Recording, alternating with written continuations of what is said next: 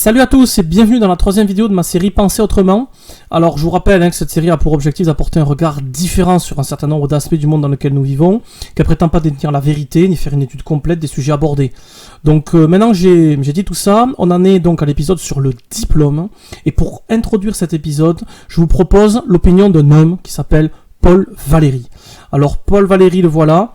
Il est né en 1871 et mort en 1945. C'est un écrivain, un poète et un philosophe français. Et c'est quelqu'un qui a rapidement abandonné ses études de droit pour consacrer son existence à ce qu'il a lui-même appelé la vie de l'esprit. Et le 16 janvier 1935, donc vers la fin de sa vie, il prononce une conférence intitulée « Le bilan de l'esprit » à l'Université des Annales. Et je vous ai préparé quelques extraits choisis de ce discours que je trouve absolument extraordinaire. Peut-être que je le lirai entièrement dans une vidéo. Je me dis pourquoi pas faire ça, parce que ce discours, c'est un bijou intégral. Mais sur le sujet qui nous concerne, écoutez ça. Il est cependant un point où tout le monde s'entend, s'accorde déplorablement. Disons-le, l'enseignement a pour objectif réel le diplôme. Je n'hésite jamais à le déclarer. Le diplôme est l'ennemi mortel de la culture. Plus les diplômes ont pris d'importance dans la vie, plus le rendement de l'enseignement a été faible. Plus le contrôle s'est exercé, s'est multiplié, plus les résultats ont été mauvais. Mauvais par ses effets sur l'esprit public et sur l'esprit tout court.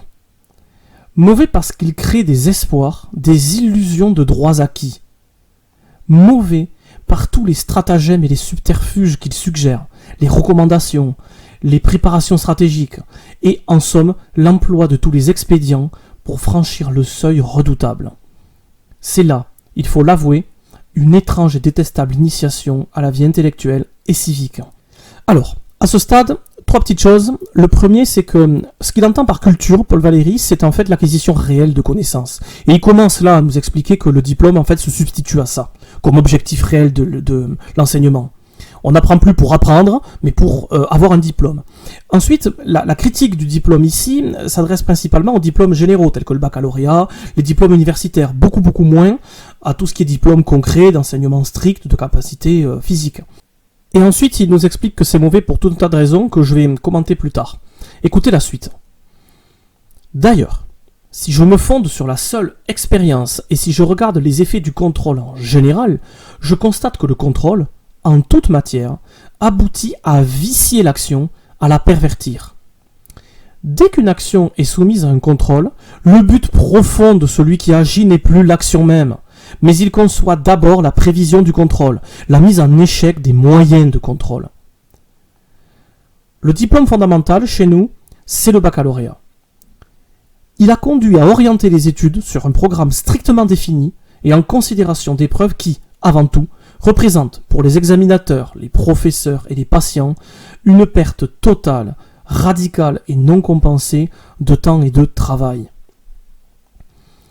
Du jour où vous créez un diplôme, un contrôle bien défini, vous voyez aussitôt s'organiser un regard, tout un dispositif non moins précis que votre programme, qui a pour but unique de conquérir ce diplôme par tout moyen. Paul Valéry met le doigt sur quelque chose de fondamental. Dès qu'on veut contrôler une action, l'objectif n'est plus l'action, mais le moyen d'échapper au contrôle. Et donc, il y a tout un panel de trucs qui se développent tout autour, visant à essayer d'avoir le diplôme à tout prix, indépendamment de ce que le diplôme chercherait à vérifier. Et ensuite, Paul Valéry nous dit que tout ça, en plus de ça, ça représente pour tout le monde une perte totale de temps et de travail. Entre la conception des examens, entre leur passage réel, la préparation à ces examens, la correction. Vous voyez, la perte de temps et de travail est géante. Poursuivons. Le but de l'enseignement n'étant plus la formation de l'esprit, mais l'acquisition du diplôme, c'est le minimum exigible qui devient l'objectif des études. C'est capital de comprendre ça. On n'est plus là pour apprendre un maximum de choses, pour épancher sa curiosité. Revenez à l'épisode 1 de ma série, là, la curiosité, on l'a laissé très très loin derrière nous. Non, là, on n'en est plus là.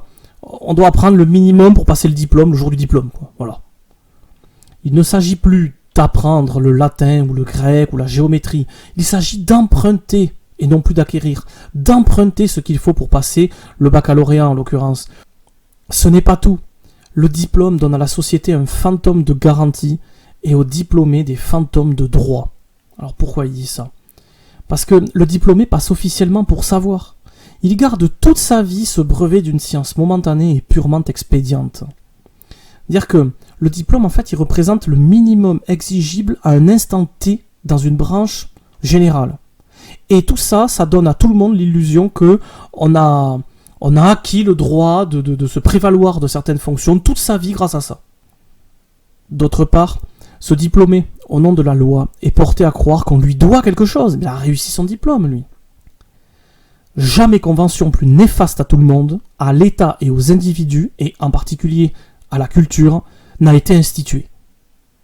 Donc là, c'est quand même un texte lourd qui critique fondamentalement la présence de diplômes généraux et qui commente leurs effets nuisibles pour la société en général, pour les individus en particulier, pour les individus qui ont ces diplômes, pour ceux qui les ont pas, pour la croyance que ça génère de compétences, pour l'effet sur la culture et la connaissance stricte que ça donne pour toute la société. Et donc, Paul Valéry est-il le seul à penser ça?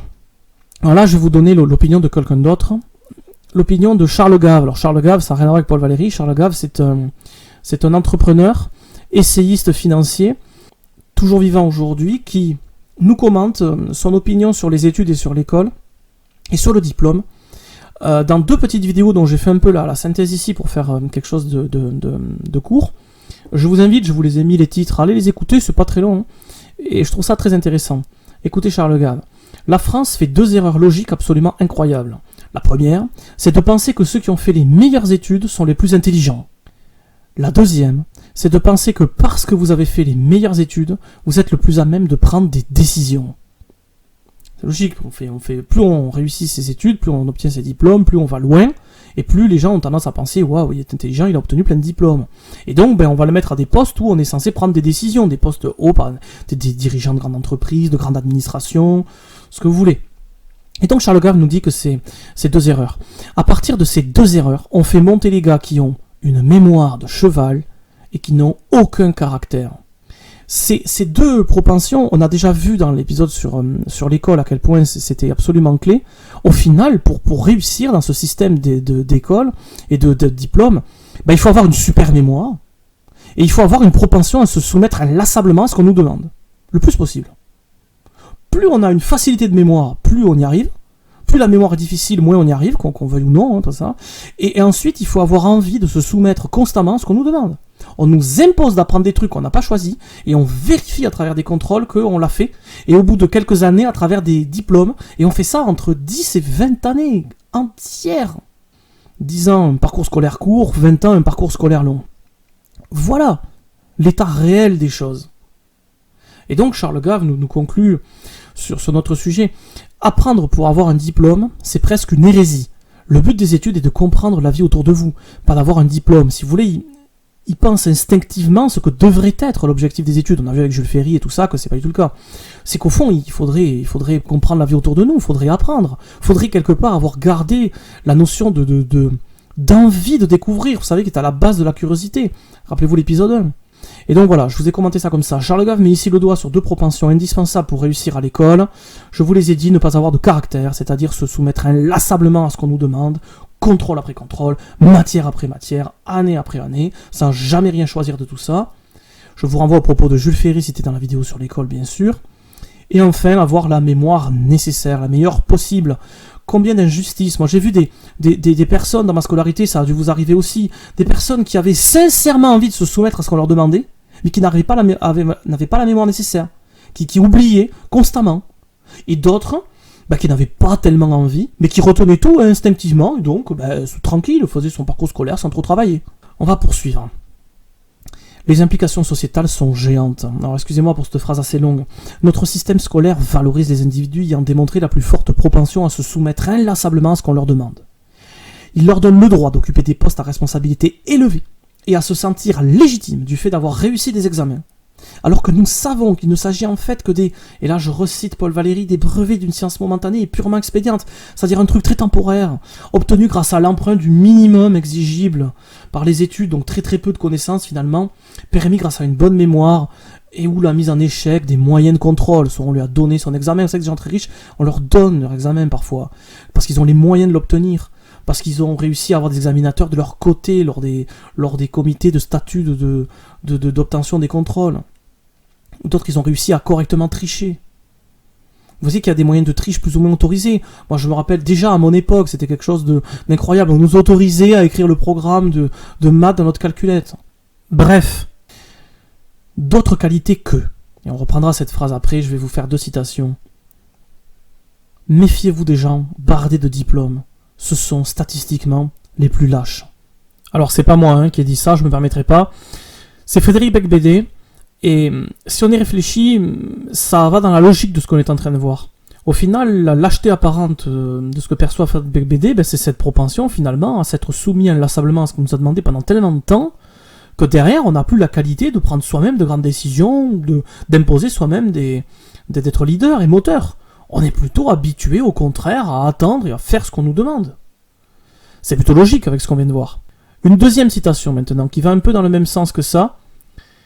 Les diplômes sont faits pour les gens qui n'ont pas de talent. Vous avez du talent, ne vous emmerdez pas à passer le bac. Et c'est pas moi qui me permets de parler comme ça, c'est Pierre Desproges.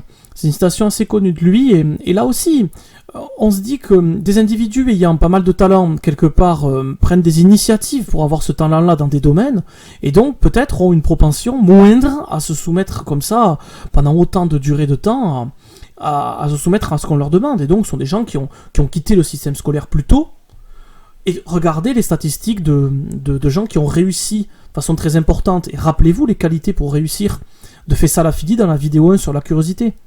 Aller loin à l'école ne signifie pas du tout qu'on a des qualités pour réussir dans la vie ou qu'on a du talent. C'est même souvent inverse.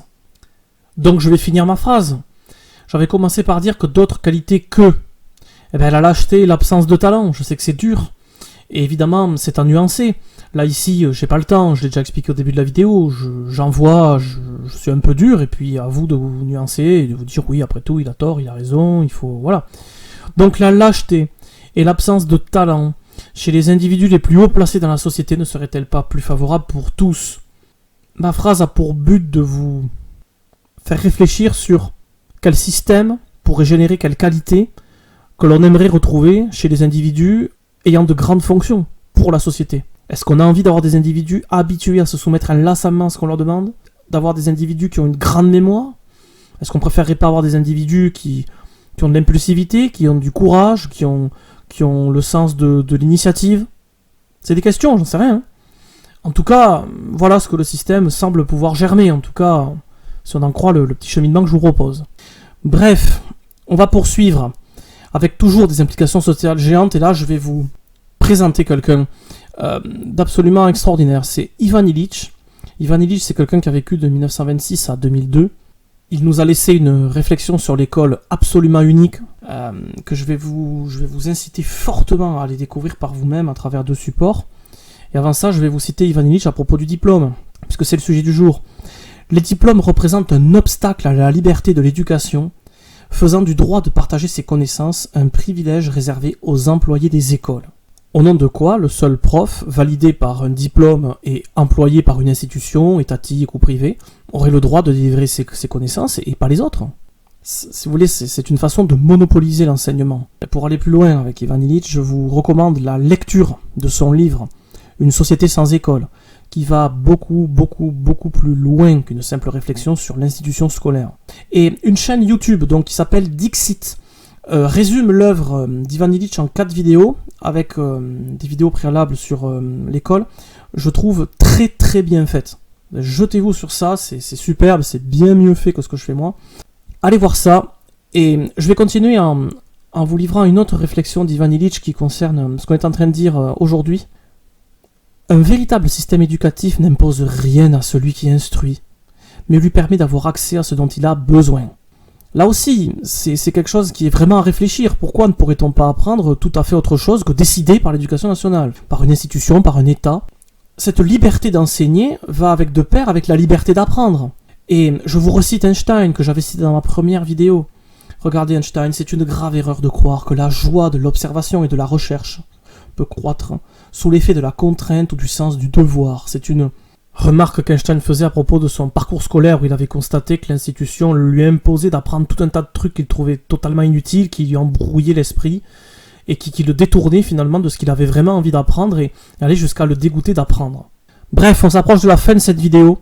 J'en dis pas plus sur Ivan Illich, pourtant il y aurait millions de choses à dire. tant c'est riche. Allez lire Une société sans école, vous le trouverez en PDF gratuitement, et allez voir Dixit qui vous résumera ça de façon hyper agréable.